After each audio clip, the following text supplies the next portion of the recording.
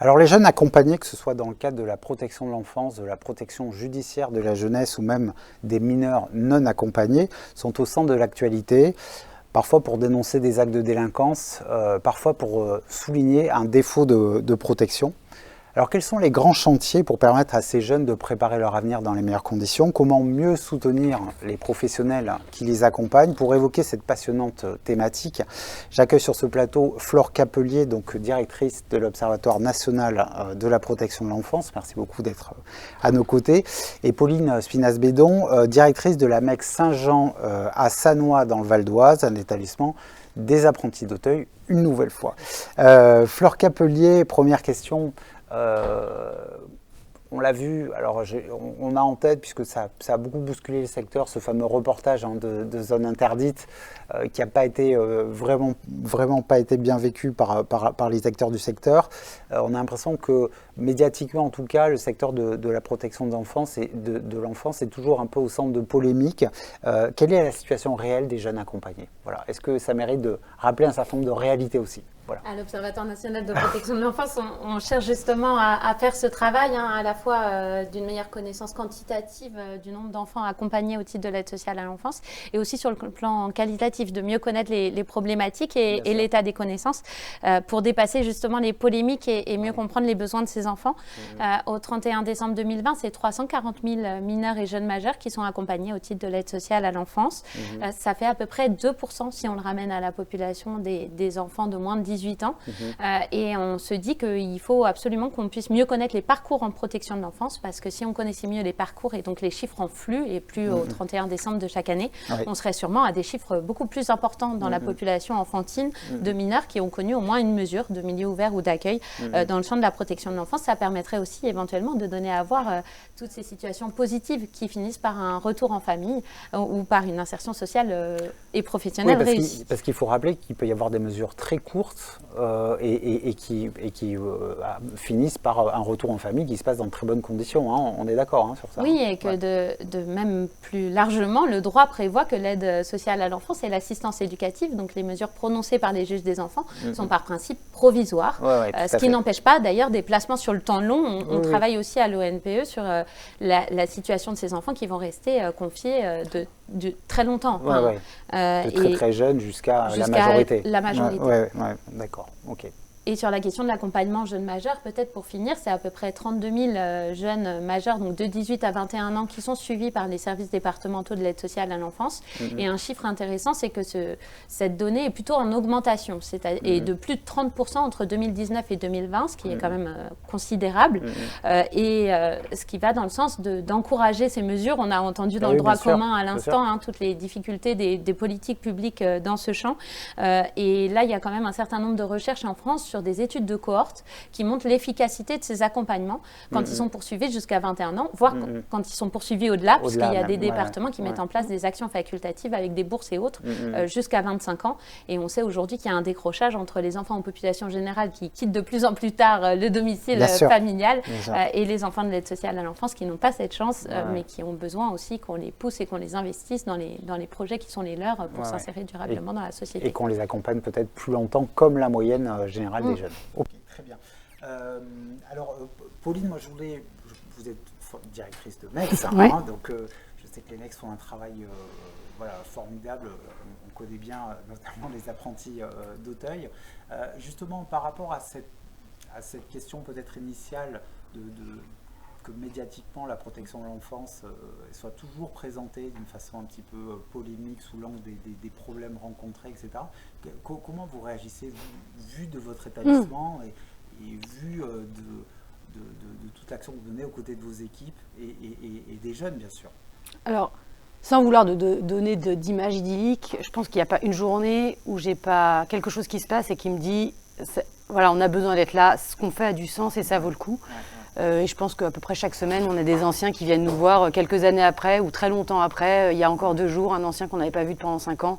Et il a tenu à venir nous présenter sa fiancée, etc. Parce que c'était des endroits qui avaient changé sa vie et qui lui avaient permis de devenir l'homme qu'il était. Donc je crois qu'avant toute chose, il faut se dire que la protection de l'enfance, elle est fondamentale pour sauver ou orienter des trajectoires d'enfants qui partaient très mal. Je crois que c'est ça aussi, parfois on voit des choses, et tant qu'il y aura un enfant qui sera, j'allais dire, abîmé ou mal pris en charge dans une institution, il faudra le dénoncer. Et c'était ça aussi les réactions qui avaient été dites. Mais il y a vraiment besoin de montrer tout ce qui est beau, et puis aussi de se rendre compte d'où on part, des situations absolument dramatiques, et finalement de ce qui est apporté par les institutions. Ce qui est intéressant, je trouve, quand on dit quelle est la situation de la protection de l'enfance, c'est que moi qui suis directrice depuis 12 ans, on a vraiment vu sur le département du Val d'Oise où je travaille, une diversité de réponses qui s'est construite. Oui. Où on est allé au plus près à chaque fois des besoins des enfants et de s'adapter, de prendre en compte que tout le monde n'avait pas besoin d'un placement en maison d'enfants hyper lourd et qu'il y avait peut-être un écart trop important avec les mesures d'aide au domicile pas assez soutenues. Donc on a développé des alternatives au placement, des choses où on va de façon intensive prendre aussi en compte les capacités des familles. Ce qui fait le lien aussi au fait... j'ai vu qu'il y avait du placement à domicile. Oui, c'est un peu paradoxal comme nous. Alors, on appelle ça dans le Val d'Oise l'accueil modulable. C'est l'idée de se dire qu'il y a des enfants pour lesquels, dans les familles, les besoins fondamentaux ne sont pas pourvus. Il faut faire quelque chose. En même temps, une action éducative classique à domicile est pas assez intensif pour faire. Et donc, on va se donner les moyens d'y aller plusieurs fois par semaine, une intervention presque par jour, et de construire ces dispositifs sur quand même les ressources identifiées dans les familles, la volonté de coopérer, et en même temps, en étant adossé à un vaisseau amiral qui serait la maison d'enfants, comme ça, en cas de problème, on peut rapatrier, le temps de soulager une crise, etc. Et on voit qu'avec ces dispositifs, on fait beaucoup plus du sur-mesure. On s'appuie sur les ressources familiales qu'on développe, ce qui va être fort utile à la sortie des dispositifs, parce que d'avoir permis à l'enfant d'identifier des ressources dans son environnement fera aussi en sorte qu'il sera moins seul, normalement, quand le dispositif de protection de l'enfance va s'arrêter. On a, par ailleurs, si on fait un peu un état des lieux, quand même des préoccupations dans la protection de l'enfance. Moi, je dirais qu'il y a deux grandes choses. Il y a quand même un effet massif de départ à la retraite des assistants familiaux, une difficulté de recrutement sur ce métier, et avec en même temps, en tout cas sur le Val d'Oise, un accroissement des mesures qui touchent les petits, qu'on avait tendance à mettre plutôt chez les assistants familiaux. Et donc là, un vrai sujet. Le Val d'Oise nous sollicite tous pour dire quelles réponses on peut contribuer à apporter à ces 5-10 ans. Je discutais un peu avec Flore en amont qui disait que c'était dès 3 ans qu'on voyait des pics de placements qui augmentaient. Donc ça, c'est un vrai sujet de comment nos institutions s'adaptent pour pouvoir proposer des réponses collectives à la toute petite enfance, bien sûr. Et puis, je dirais ce qui me marque, alors peut-être parce que moi, j'ai commencé mon métier où j'avais que des garçons en maison d'enfants, qu'on s'est ouvert aux filles. Alors peut-être plus tardivement que des collègues, j'ai vu monter ce phénomène, mais en même temps, les chiffres le disent, qui est la question de protection de nos jeunes filles adolescentes vis-à-vis des phénomènes de prostitution engagés par les réseaux sociaux. Pourquoi je dis que c'est un sujet de qualité de prise en charge, c'est que le phénomène nous arrive à vitesse grand V et que nous, les réponses et notre capacité à répondre et à trouver des réponses adaptées, elle est en train encore de se construire. Et donc, quelque part, la vague déferle avant même qu'on soit bien au clair dessus. Et je trouve que c'est un sujet... C'est un vrai sujet de préoccupation. D'accord, très bien. Oui, pour rebondir juste très rapidement sur ces deux sujets, dire que c'est tout l'intérêt de croiser pratique et recherche dans le champ de la protection de l'enfance. Sur les disparités locales, les notes qu'on a publiées montrent en effet une explosion des 0-3 ans ces dernières années accueillies au titre de la protection de l'enfance, qui explique aussi l'intérêt d'avoir ce type de données et d'approfondir l'existence de ces données et le profil de ces enfants, parce qu'il faut adapter l'offre dans des délais très courts et ça pose des vraies difficultés pratiques. Et sur la question de la prostitution des mineurs, je voudrais juste signaler que l'Observatoire national de protection de l'enfance a fait un travail avec une trentaine de professionnels, experts de la recherche ou des associations, sur cette question de la prostitution des mineurs pour donner à voir un peu les pratiques qui sont intéressantes aujourd'hui et qui peuvent en influencer d'autres, on l'espère en tout cas. Et donc tout ça est en ligne sur notre site. Je rassure Flore, c'est arrivé jusque sur le terrain. On a eu les études. Ok, très bien. Alors, Pauline, moi je voulais...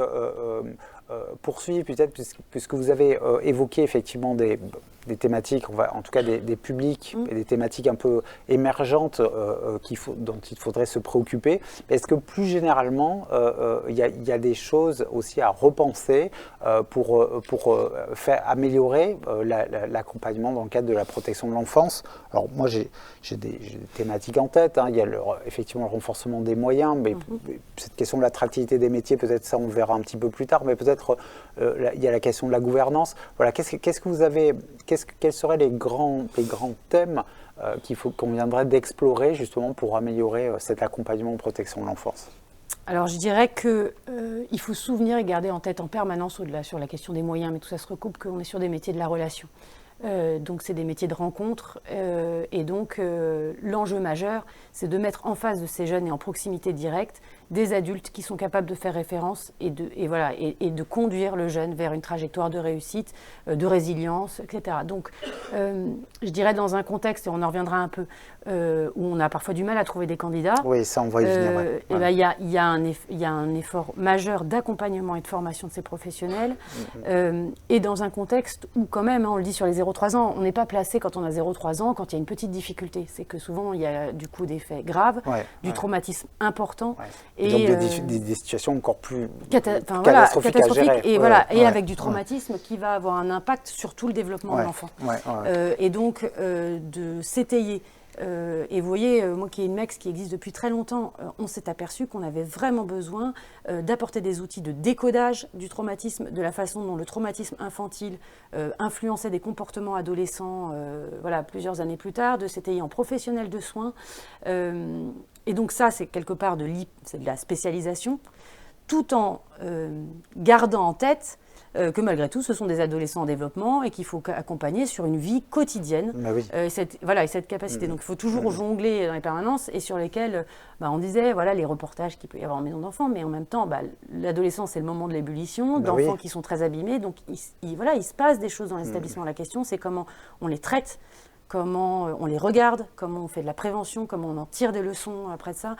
Nous, on a beaucoup progressé, je trouve, justement pour savoir les axes de formation, avec ce qui s'appelait la relecture des incidents, c'est-à-dire chaque année de faire l'effort pour une institution, de se poser la question de ce qui s'est passé, de relire et d'identifier des plans de prévention ou d'amélioration de la qualité qui sont liés à ça. Mais c'est accepter de regarder et de prendre le temps de regarder ce qui se déroule dans nos établissements pour en tirer des leçons. Je crois vraiment. D'accord, très bien.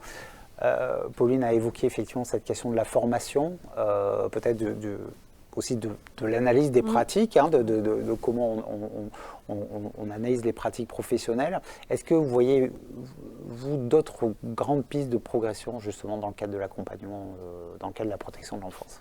Les enjeux sont nombreux. À l'Observatoire national de protection de l'enfance, on a plusieurs dossiers ouverts aujourd'hui. Évidemment, la question de la protection de l'enfance, c'est la question de notre capacité à répondre aux besoins des enfants. Vous l'avez très bien dit en donnant des exemples. Et donc aujourd'hui, justement, par exemple, sur la santé des enfants, comment on trouve cet équilibre entre la santé des enfants au quotidien, l'inscription dans un club de sport, dans une activité culturelle, mais aussi la prise en compte des besoins spécifiques de ces enfants liés au trauma vécu sur le plan de la santé somatique et psychique. On pourrait se poser la même question sur le volet de la scolarité. On sait, les jeunes de l'aide sociale à l'enfance ont dit qu'ils ne voulaient pas être stigmatisés et qu'il y avait quand même un enjeu à trouver pour pas qu'on leur colle une étiquette dans le champ de l'éducation nationale quand ils sont confiés à l'aide sociale à l'enfance. Et en même temps, en parallèle, il faut qu'on trouve un moyen de soutenir cette scolarité qui peut être mise à mal, notamment l'année du placement. Les études montrent qu'il y a des déscolarisations importantes à cet âge-là, ou en lien avec la question du handicap, puisque le défenseur des droits rappelait que c'est à peu près 17% des enfants qui ont une notification MDPH en parallèle et que donc il y a un accompagnement spécifique à trouver. Je pense que sur tous ces sujets-là, il faut qu'on avance ensemble. En plus, ça pose des questions de gouvernance à un niveau national et local. On parle beaucoup de l'offre en termes de pédopsychiatrie aujourd'hui, sur le plan somatique aussi de la pédiatrie. Enfin, on voit à quel point il y a des articulations à trouver. Il y a des choses très intéressantes qui se font. Je pense notamment au développement des UAPED, ces unités spécialisées et très pluriprofessionnelles qui se développent dans un certain nombre de territoires. Mais on voit qu'au-delà de ça, il y a une cohérence d'ensemble à trouver dans l'ensemble de ces accompagnements, avec souvent une dizaine de professionnels qui en vrai vont avoir à connaître l'enfant et donc la question des liens d'attachement que l'enfant va pouvoir construire et qui vont être soutenus ou non. Et puis je me dis, on pose beaucoup la question de est-ce qu'il ne faudrait pas des réformes dans le champ de la protection de l'enfance et je pense que finalement la protection de l'enfance ne souffre pas d'une absence de réforme mais peut-être d'une appropriation des lois de 2007, de 2016 et de 2022 et plus largement de la manière dont on accompagne les pratiques professionnelles et dont on soutient cet accompagnement qui ne peut pas reposer seulement sur des travailleurs sociaux ou sur des établissements qui sont au quotidien avec les enfants, mais qui posent plus largement des questions d'organisation et de fonctionnement qui là relèvent d'une prise de conscience collective et même parfois sociétale, puisqu'on le voit d'ailleurs, vous citiez les faits divers tout à l'heure, mais des faits divers où beaucoup d'adultes avaient connaissance de la situation de l'enfant sans que finalement le signalement ne se fasse d'une manière ou d'une autre. Oui, ça soulève toute cette question de la coordination. D'accord, très bien. Donc le manque de personnel dans la protection de l'enfance, on l'a effleuré, hein, cette question est une problématique récurrente. Comment faire en sorte de renforcer l'attractivité du secteur? Pour en savoir plus, nous sommes allés interroger Charlotte Cobel, secrétaire d'État chargée de l'enfance, et je vous propose d'écouter ses propositions et bien sûr d'en discuter. L'attractivité du travail social et plus spécifiquement du champ de l'enfance et de la protection de l'enfance doit être une priorité. On est à un moment, pour moi, un peu de bascule. On a de moins en moins de professionnels, donc on porte atteinte à la qualité de la prise en charge. On réduit les temps d'échange entre professionnels, les temps de réunion, de ritex, etc. Et donc, on a de moins en moins de professionnels et la qualité de prise en charge diminue et on a de moins en moins de réunions. Donc, on est pour moi dans un cercle vicieux. Il est vraiment urgent de mettre fin à ce cercle vicieux. Ça passe par plusieurs choses. L'attractivité dite des métiers, c'est une attractivité salariale. Il y a eu les avancées du Ségur, il y a des discussions en cours par branche, il faut les conduire. Ces métiers doivent être payés correctement en fonction, évidemment, du temps, de la pénibilité du travail. Ça passe aussi par une vraie réflexion sur formation et parcours professionnel et passerelle. C'est pas facile aujourd'hui d'être 40 ans éducateur dans une structure d'accueil. Donc il faut qu'on puisse, territoire par territoire, tous les acteurs, pas simplement les acteurs de la protection de l'enfance, proposer des parcours qui permettent des respirations. Pourquoi ne pas passer de la protection de l'enfance au champ du handicap ou voire au champ de l'école, hein, puisque c'est des métiers finalement qui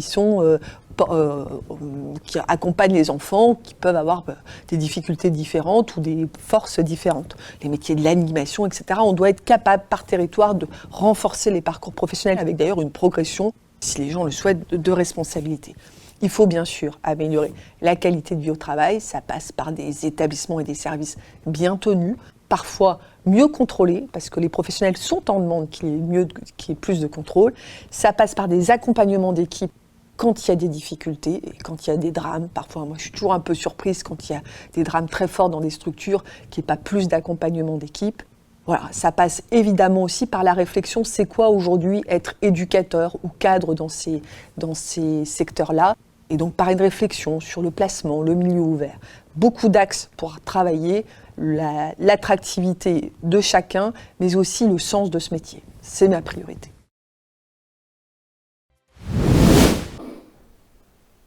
Alors on a vu donc que les propositions du côté du secrétariat d'État chargé de l'enfance étaient nombreuses pour essayer de répondre à ce déficit d'attractivité.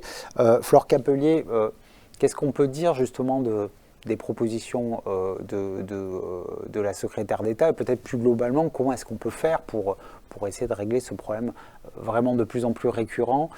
Ça a mis, je le sais, beaucoup de professionnels en souffrance au moment notamment de la crise sanitaire. C'est vraiment un sujet sur lequel il faut vraiment se pencher. Donc qu'est-ce qu'on peut faire pour que, à nouveau, des jeunes et moins jeunes aient envie de travailler dans ce secteur de la protection de l'enfance? Je crois que les propositions qui viennent d'être faites sont intéressantes. Elles posent en fait une première étape dans ce qu'il faut faire, à mon sens, en tout cas à notre sens à l'Observatoire. Il faut d'abord pouvoir comprendre la complexité du phénomène et ses multiples facteurs. On voit une diminution des candidats à l'entrée des écoles en travail social, donc dès l'entrée dans le dispositif.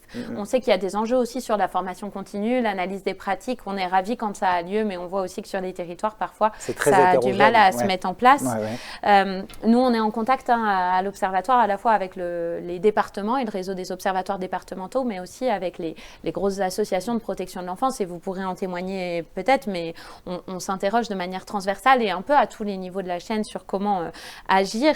On voit aussi qu'il y a des professionnels qui se sont réorientés, c'est-à-dire que là, il est évoqué la question des passerelles, qui est évidemment très importante. Nous, on a beaucoup de témoignages d'acteurs du champ qui nous disent, mais il y a un certain nombre de professionnels qui sont réorientés vers d'autres champs, et notamment suite à la crise sanitaire, avec un épuisement quand même professionnel auquel il faut pouvoir trouver des réponses. Et puis la pyramide des âges est défavorable. On parle bien sûr des assistants familiaux, mais en fait pas seulement. Quand on regarde les chiffres de l'adresse, on peut être très inquiet sur ce qui va nous arriver dans 10 ans du côté des travailleurs sociaux et des diplômés d'État, que ce soit éducateurs spécialisés ou assistants familiaux. Et au-delà des vacances de poste, je ne voudrais pas désespérer tout le monde, mais je pense qu'il faut prendre la multiplicité des facteurs en compte. Il y a la question aussi du turnover des professionnels. C'est-à-dire qu'il n'y a pas seulement des vacances de poste, il y a aussi des professionnels qui changent très régulièrement de poste pour diverses raisons. Mais là, il y a aussi quelque chose à penser parce que les liens d'attachement créés avec les enfants au quotidien dépendent beaucoup du fait que les professionnels restent auprès des enfants.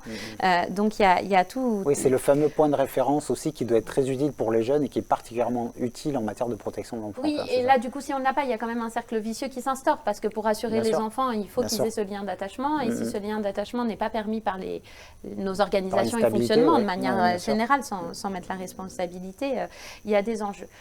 Nous, on a vu aussi, donc évidemment, il y a les propositions qui viennent d'être faites, peut-être dans une réflexion un peu de manière complémentaire.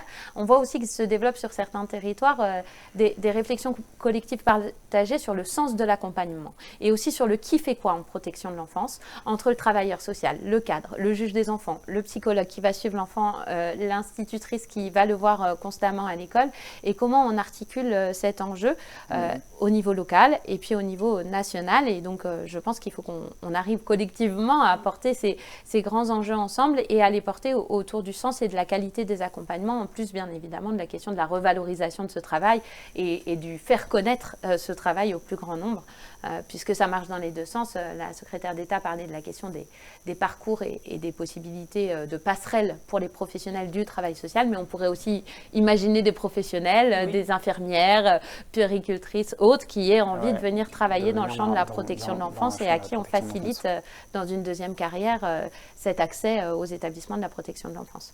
Très bien.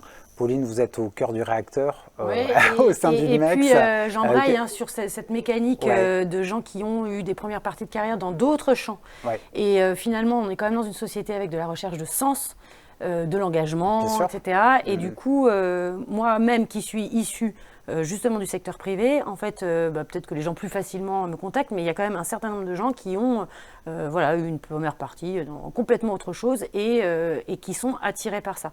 Je crois que, alors bien évidemment, il y a la question salariale qui a commencé à être traitée avec le Ségur, mais qui doit se poursuivre, parce que vraiment, je peux témoigner, j'ai eu des gens, comme pour venir travailler par exemple dans la maison d'enfants que je dirige, il y a un véhicule, c'est des horaires décalés. Les gens qui n'avaient plus assez pour faire le plein d'essence. Et puis en particulier en région parisienne où en plus les loyers sont qui ne peuvent pas faire garder les enfants en crèche parce qu'ils sont en horaire décalé. En maison d'enfants, on commence à 7h le matin, on finit à 23h le soir. Donc en fait, c'est forcément une assistante maternelle pour garder les enfants ou des gens là-dessus. Et donc entre l'essence, la nourrice et voilà, le niveau de la rémunération, de toutes les manières, reste une question essentielle. Ça, c'est la première chose. Les passerelles, c'est évident. Si on pense, alors les métiers de la protection de l'enfance, c'est énormément de métiers différents. Mais si on pense à ceux d'internat, de maison d'enfants, c'est sûr qu'avec les horaires décalés, les week-ends travaillés, etc., c'est pas forcément des choses qu'on est en capacité dans sa vie personnelle de faire tout le temps. Bien sûr. À la fois, je dis aux jeunes professionnels, parfois c'est le moment où vous n'avez pas d'engagement encore familiaux, faites-le, là vous allez être au cœur de la protection de l'enfance. Mais il y a des moments dans sa vie où c'est plus possible ou plus conciliable. Donc c'est cette question de construction de parcours professionnel, elle est absolument essentielle, de possibilités de qualification, de donner à voir, parce qu'en fait, il y a beaucoup de gens qui ne connaissent pas.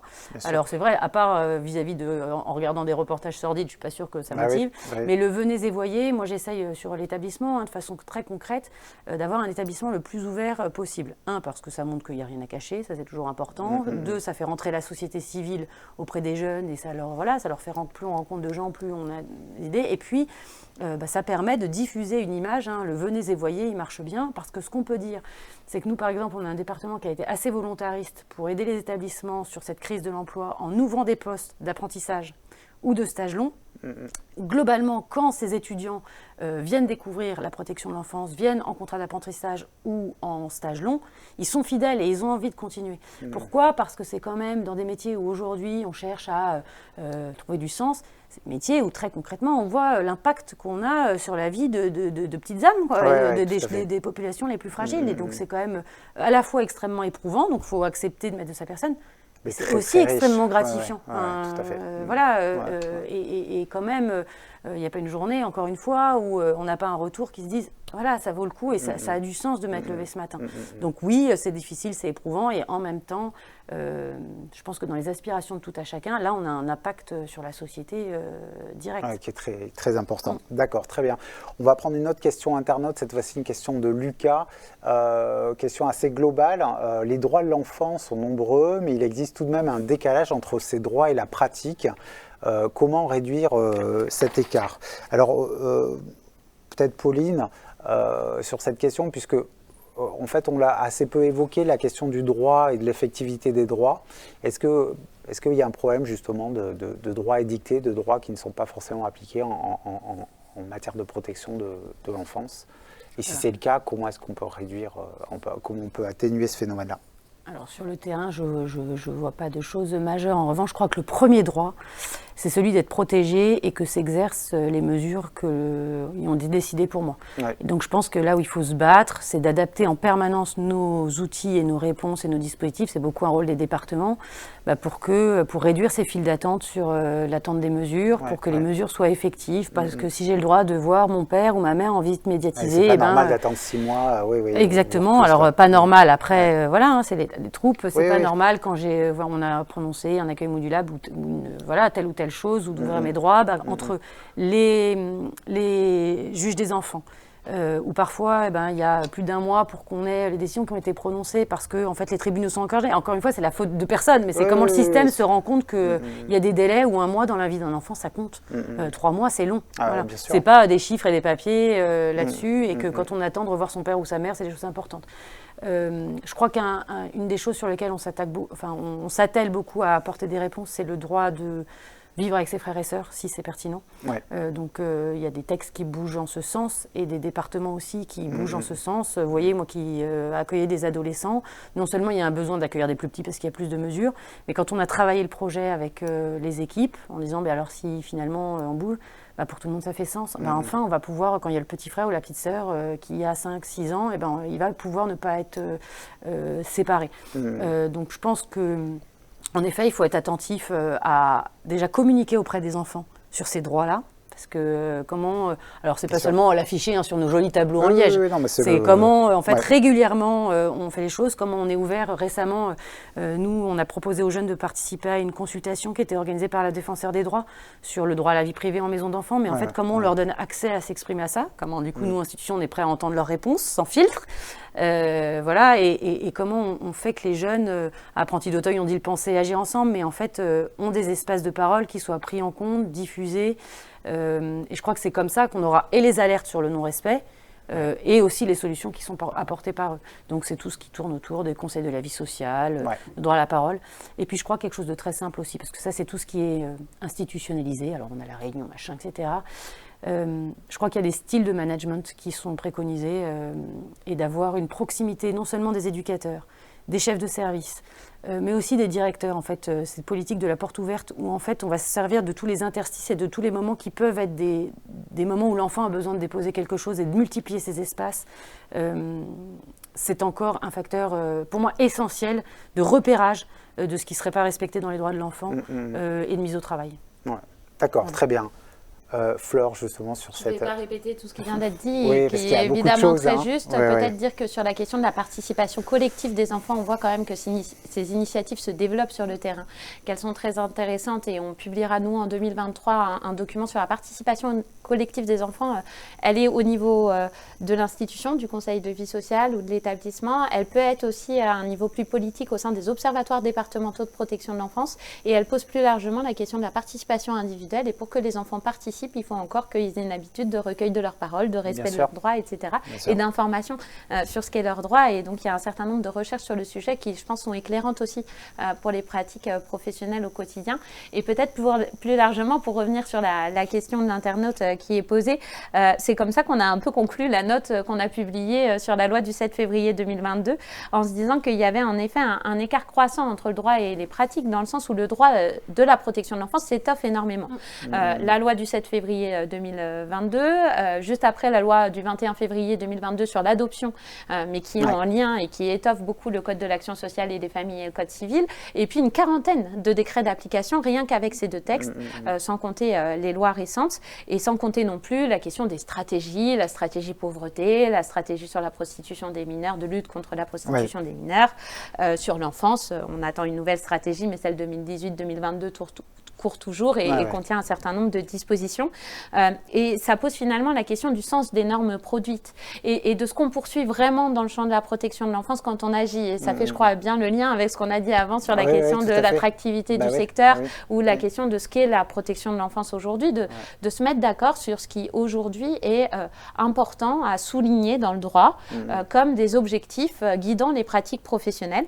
Je fais juste une parenthèse pour dire que c'est une question sur la force du droit aujourd'hui, parce que à l'Institut de sciences politiques de Cachan, par exemple, où je suis membre associé, on s'interroge plus largement sur la question du déclin du droit, et c'est pas propre à la protection de l'enfance, c'est propre à nos sociétés aujourd'hui, mais ça pose des questions particulières dans le champ de la protection de l'enfance au regard de la vulnérabilité des publics qu'on accompagne, et au regard aussi des équilibres à trouver entre les droits des enfants, les droits des parents, qui dans la majorité des cas continuent d'exercer l'autorité parentale, quelle que soit la situation familiale, et puis la question de la mise en œuvre des politiques publiques que l'on voit se développer dans des secteurs épars, on est obligé de le dire quand même, et l'enjeu d'une articulation entre ces différentes politiques publiques, qu'elles relèvent de la santé publique, de l'aide sociale et de l'action sociale, ou de la question des droits et libertés fondamentaux et de l'intervention d'un juge des enfants spécialisé pour protéger ces droits. D'accord, très bien. Donc, cette fameuse question de l'excès de normes qui, du coup, ne rend la norme peut-être... Excès ou appropriation, c'est-à-dire qu'il y a un enjeu, en tout cas sur ce volet-là, qu'il y ait une cohérence globale et surtout qu'il y ait une lisibilité du droit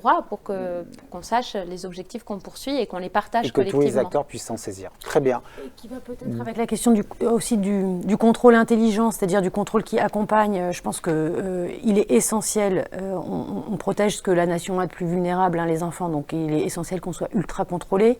Mais du coup, comment ces moments de contrôle sont aussi des moments d'appropriation et d'amélioration continue de la qualité. C'est-à-dire que moi, je trouve ça fantastique de se dire qu'à tout moment, quelqu'un peut débarquer dans mon établissement pour contrôler. Je trouve ça juste normal, en fait, de vivre avec ça, et je le vis très bien. Après, la question, c'est justement comment on construit avec nos autorités de tutelle pour se dire on n'est pas en train de se renvoyer la pierre, on essaye juste de tout se faire bien pour la qualité de prise en charge des enfants. D'accord, très bien. Mesdames, je vous remercie. Vous avez évoqué dans la dernière partie de cette séquence l'importance que les jeunes puissent faire entendre leur voix. C'est justement l'objectif, en tout cas le thème de la séquence qui va conclure cette émission. Avant cela, découvrons l'action de la Fondation d'entreprise Harmonie Mutuelle qui accompagne depuis des années des projets innovants afin de favoriser l'inclusion des jeunes et plus globalement leur bien-être. On regarde cette petite publicité et on se retrouve ensuite. Qu'ils soient proches aidants, en situation de handicap ou de précarité, la jeunesse est au cœur des actions de la Fondation d'entreprise Harmonie Mutuelle. 3 grands principes. La Fondation soutient tous les acteurs d'intérêt général qui agissent en faveur des jeunes. La Fondation encourage des projets innovants, créateur de liens sociaux. La Fondation implique les élus et les collaborateurs de la mutuelle à leur côté. Solidaire, citoyenne, responsable, au plus près de tous les territoires. Environnement, santé, sport, prévention, logement, emploi, scolarité, citoyenneté. La Fondation agit dans tous ces domaines et porte en priorité des projets innovants. Des projets qui portent haut les valeurs d'Harmonie Mutuelle. Solidarité, engagement, proximité. Une fois par an, la Fondation lance un appel à projets d'envergure nationale. Tous les acteurs du monde associatif sont invités à y participer pour promouvoir un projet local.